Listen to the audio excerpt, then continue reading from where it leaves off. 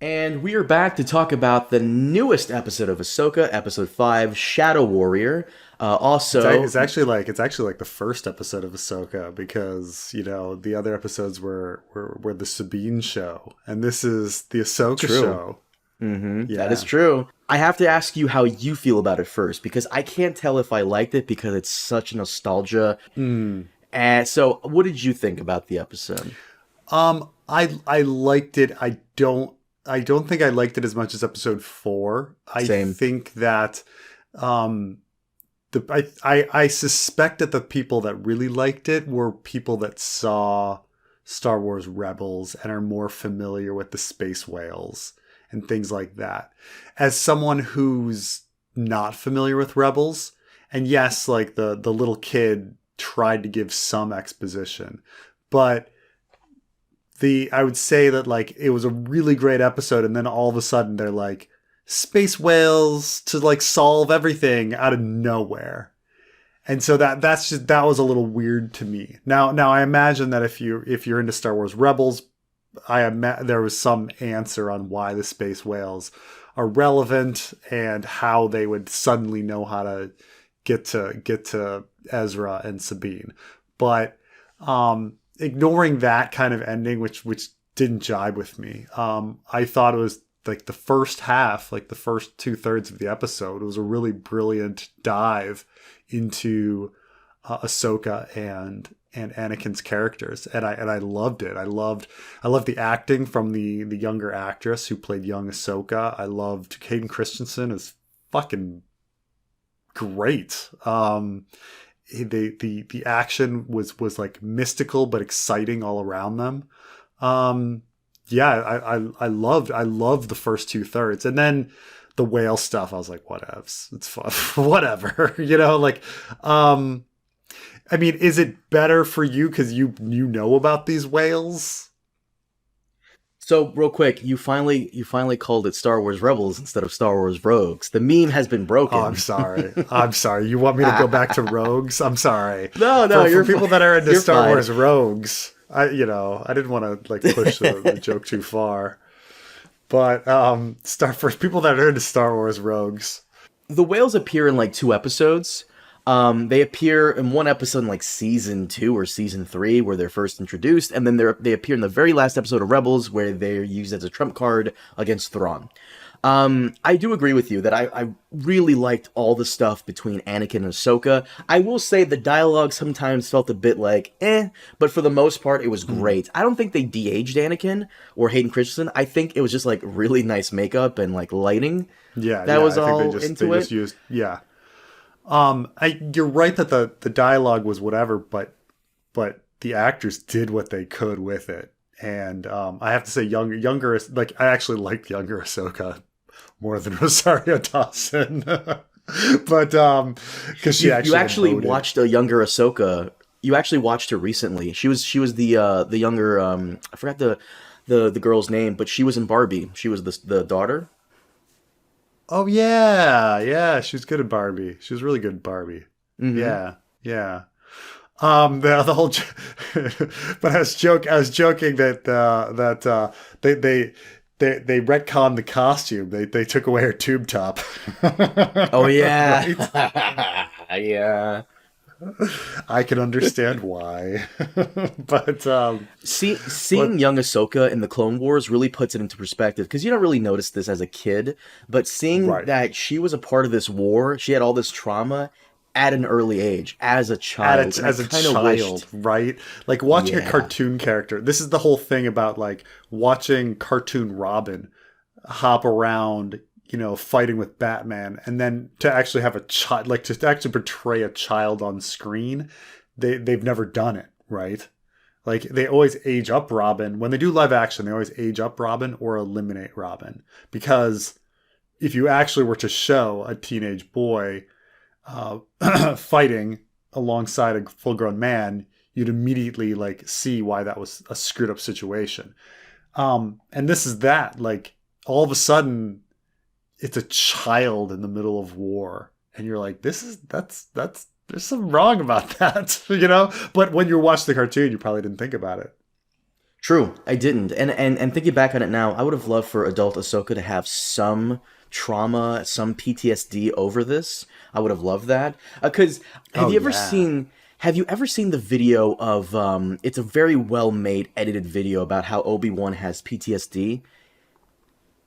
Oh yeah, yeah. I mean, I can understand that just from the various scenes from somewhat filler scenes from Obi-Wan, but from the Obi-Wan Well, series, but yeah. This guy, Samurai Sosa, he has a video called Obi-Wan Has PTSD. It's 5 minutes, 6 seconds. I highly recommend it for anybody to watch. He made it 7 years ago. Through editing and all that stuff, he makes that scene in episode 4 where Obi-Wan tells Luke about the Clone Wars and his father. He makes that scene hit different when you go back. But I kind of Hmm. wish some of the older characters we saw in Clone Wars had a bit of PTSD. By the way, and I know that like Star Wars Rogues dealt with the fact that the clones are more than just. I mean, they're human beings. You know, just because they're clones doesn't mean they're humans. It was interesting seeing her mourn clones because, like, obviously the movies do not treat the clones like they're people. They treat them like Right. they're faceless droids like anybody else, you know. That was a fascinating scene with her kind of being like, oh, the losses, you know, like acknowledging that these were human beings. um yeah, pretty nuts stuff. You know, Ahsoka should be angry. Like she was a child. They sent a child into war. So weird, man. Like now that they've established that and shown that, they could do so much more with Ahsoka. I'm almost like angry that they haven't True. gone so much further with Ahsoka, considering Hmm. now what we really know about her backstory. It's like, oh my gosh, what happened? How did she even recover from that? But yeah, and you know, I don't know if they will, like, you know, maybe in future seasons or whatever. But man, it's a pretty screwed up thing that Anakin brought a child into a war zone. That's the one thing about Star Wars they've yet to capture from the Vietnam War. Because George Lucas loves to tout the whole, like, Hmm. yeah, the Empire is the United States and the rebels are the Viet Yeah, Cong. Okay. But yeah, the one thing they don't ever touch on is the PTSD from the soldiers who return home. We never get like any of that. We got it briefly when we saw Kenobi and Obi-Wan is on that planet and he sees that yeah. trooper like, begging for money briefly, but we haven't seen like the side effects of the war in Star Wars. We've almost never seen that. These are, and it's certainly not under Lucas. Like now we're beginning to see it a little bit under, you know, like the sequel trilogy had the idea with Finn. And you know, here we can kind of like get it with Obi-Wan, but under Lucas that was just not one of the themes, like that, you know, that there would be PTSD, and that there'd be trauma Fuck, you from brought all up of Finn. these. That was such a wasted opportunity with his PTSD where he's like he was a Oh fucking janitor essentially and they put him into this yeah. conflict and he's forced to commit these atrocities and like oh that would have Right. been so good. Oh And then he turns around and immediately starts committing atrocities, like against his former coworkers, and is right. like, "Woo!" Yeah, such a missed opportunity. So Fuck. sad. Speaking I of missed know. opportunity, I wanted to know more about the world between worlds. How did she get there? But I hallucination, whatever. They didn't answer anything with that. We don't even know where it was, or if she was really there. Maybe she was floating in the ocean the whole time. Though they found her underwater, which is a little weird. I mean, maybe Ahsoka's people have like gills. I don't know, but you know, it's fine. I don't know. It was really weird that they found her floating underwater. Had they found her like floating on the surface or something, I would have been like, okay. You know, it's ambiguous whether she was even there. She could have hallucinated the whole thing. True. Um, But she still got her but final lesson, which was, even though it's a direct answer to what Balin Skull said last episode, is that your legacy is of death and destruction, just like your master. And the lesson here from Anakin is, yeah, I may have taught you, but you're much more than I am. And you are not tied down by who I was. That was essentially what I yeah, got from it. Um, But I gotta say, some of the best imagery in Star Wars we got in this episode with Anakin and you know, coming in and out of the Darth Vader outline, and oh, that was just so cool. Just a lot of cool moments here. No, and that there's a lot of scenes where I was watching this episode and it's a very well directed, very well edited episode. Better direction and editing in this episode than any of the others, and I would say the others were pretty good. But it's just like so much more time and care put into framing scenes and everything. But even that opening where they're flying over the forest and you see that set up on the cliff, and I was looking at that, I was like, is that a practical set or is that a CGI set? Like, what is that? Because it looks so good, and like I'm actually like don't know what it is, you know. And so like the scenes they had of like the cliff and the water, and I'm like, what, you know, it looked so good. And then I mean, the war stuff was probably the whole circle soundstage, you know, the Mandalorian 360 screen. One thing I didn't like is that sometimes it felt like they were killing time. I get that the whales are all majestic and shit, and you know, Star Trek 4, what was it, Star Trek 4 The Journey Home or Undiscovered Country? Which one was the whales? Yeah, Star Trek 4 The Voyage Home, yeah. The Voyage Home. I get it's all, you know, Star Trek 4 The Voyage Home, blah, blah, blah, blah. But yeah, I did not. I actually also didn't like how it's such a little nitpick, but they're like flying towards the whales in their ships, and the whales are coming towards them, but it seems like they're both just floating there. Like, shouldn't they be zooming past each other? You know, like the starships can like hold in place, but the whales, can they? Even if they're holding in place, the whales should be zooming by, right? Yeah. I mean, whatever.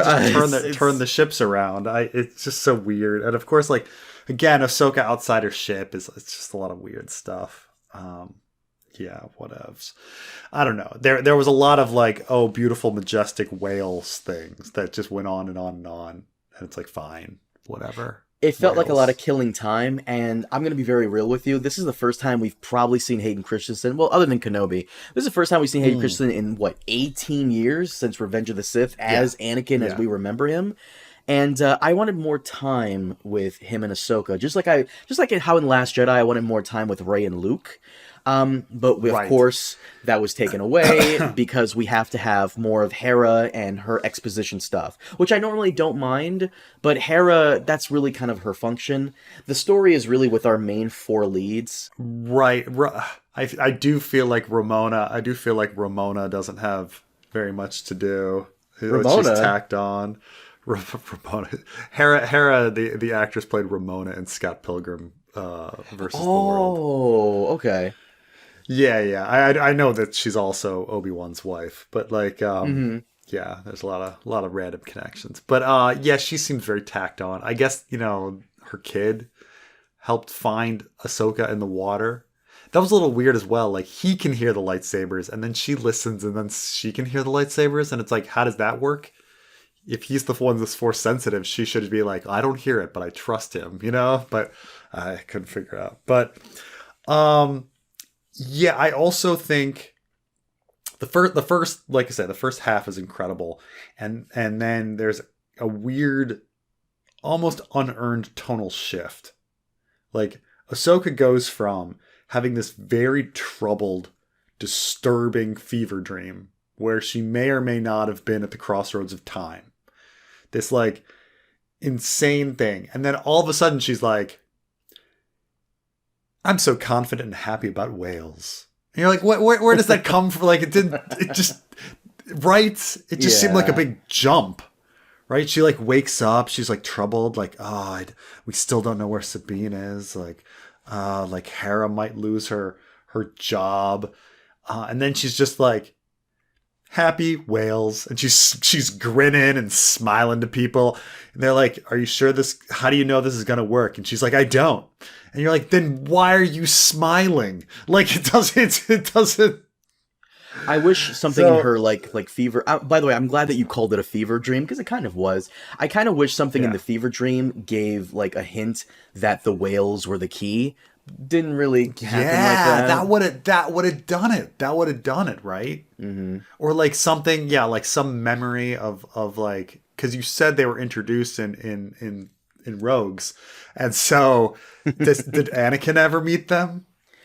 No, not to my knowledge. No, unless there's like some kind of like expanded universe thing where he meets like some expanded universe story where he did. But even then, he doesn't talk about it. And Ahsoka wasn't there for the final battle where Thrawn and Ezra are taken away by the whales. So, yeah. Yeah, so they totally, you're so right. Oh my God, they should have just had Anakin make some sort of comment about the whales, or or something similar, like something where he's, so remember those lizard beasts that Obi-Wan is running around, like riding in Revenge of the Sith. Yeah. Like they should have established something like, Anakin's like riding a lizard beast, and like Ahsoka's like, how are you able to ride these? And he's like, when you're one with the Force, you can also like connect with like living creatures, and like think, know their thoughts, like, something that would have been like the clued her in that she could all of a sudden connect with the whales. It's funny you say that Something. because Ezra has that ability, and he has shown that multiple times. That's how he was able to communicate with the whales. I guess some Jedi have the ability to, just communicate with animals Right. on that level. So you're not wrong. Some reminder, some little reminder in her fever dream, rather than her kind of like somewhat nonsensical, like, I choose to live comment, which, the dialogue works fine, but it's just, if that's supposed to be her connection to then go to Wales, I don't know if that really works. Well, that was supposed to be a callback to what Luke did in your favorite movie, Return of the Jedi, where he throws away his lightsaber and he chooses to reject violence and embrace life, even though the Emperor was like, yeah, well, fuck you, I still choose violence. And the Force lightnings him anyway, until Vader has to go back and choose violence and solve everyone's problem. Choosing violence, which brings him over to the good side. Yes. Right. Yes, I understand. Yes.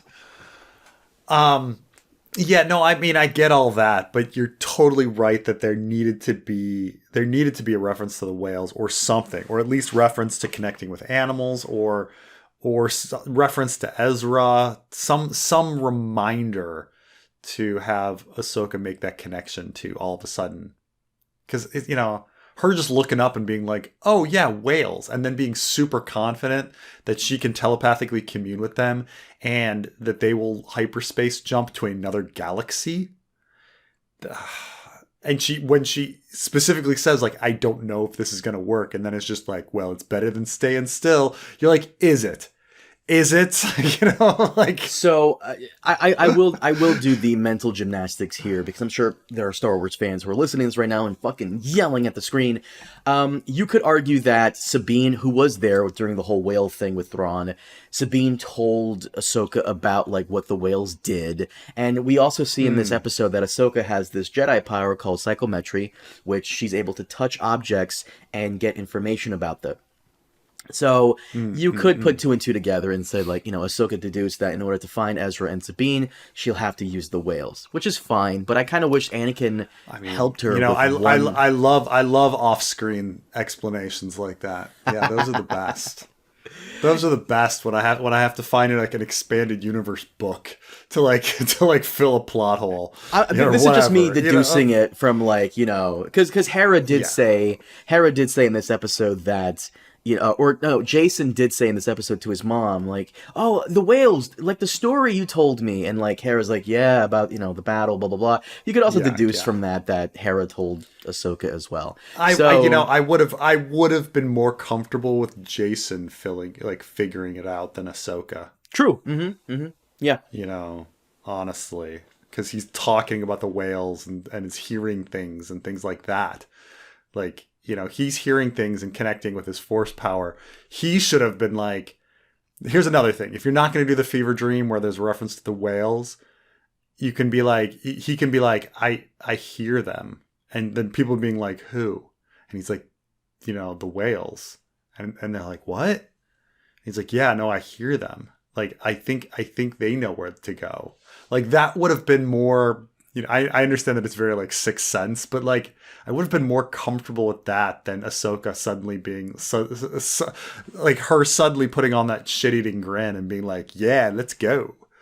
Like, just, which was didn't really make any sense and didn't fit with the theme of the episode. But man, see, now I've talked down the episode. I kind of liked it, but that last third really does kind of like ruin the first 2/3.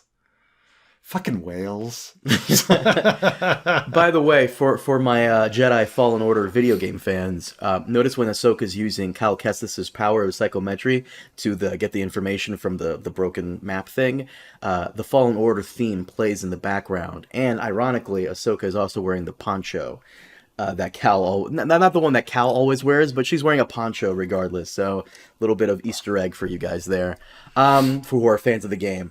But what'd you think? What'd you think of Ahsoka without her headband on?